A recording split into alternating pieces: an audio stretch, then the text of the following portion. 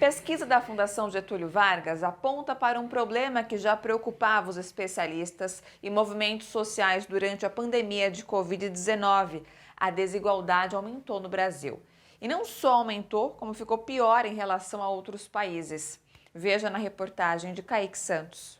A pesquisa considera a percepção da população sobre temas como saúde, educação e meio ambiente e compara os resultados de 2019, antes da pandemia, com os de 2020, já no período da crise sanitária. O Brasil aparece como o lugar do mundo com piora na média muito maior que a do conjunto dos outros 40 países participantes do estudo da FGV Social.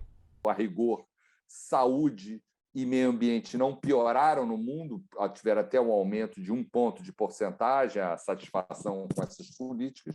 No Brasil, piorou 5, 6 pontos de porcentagem. Na educação, a piora aconteceu no Brasil e no mundo, mas foi muito maior, foi 4 vezes maior no Brasil. Então, o primeiro resultado que piorou mais no Brasil, segundo a população, do que piorou em outros países, segundo a população desses outros países.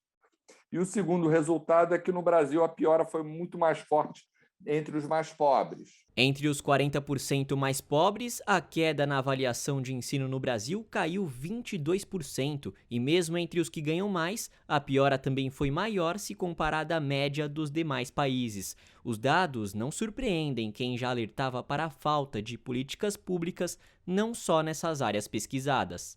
Nós lutamos, reivindicamos para que o governo pudesse conceder empréstimo à pequena e à média empresa, principalmente restaurante, na área de comércio, de alimentação, porque foram setores muito penalizados com o advento da pandemia.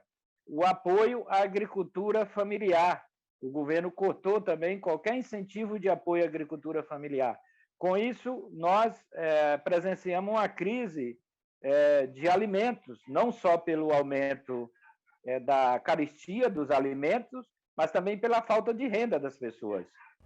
A avaliação de Marcelo Neri, um dos responsáveis pelo estudo, é de que a percepção dos brasileiros aponta para uma condição ainda mais precária no futuro. A desigualdade vinha aumentando nos últimos 5 anos, antes da pandemia, então uma perda sobre perda. Agora, quando a gente olha para a desigualdade de educação, o nível de educação, embora muito baixo no Brasil, eles vinham melhorando. Então, num certo sentido, a pandemia representa mais do que uma piora da distribuição de educação, de saúde e de ativos ambientais, representa uma inversão de tendência.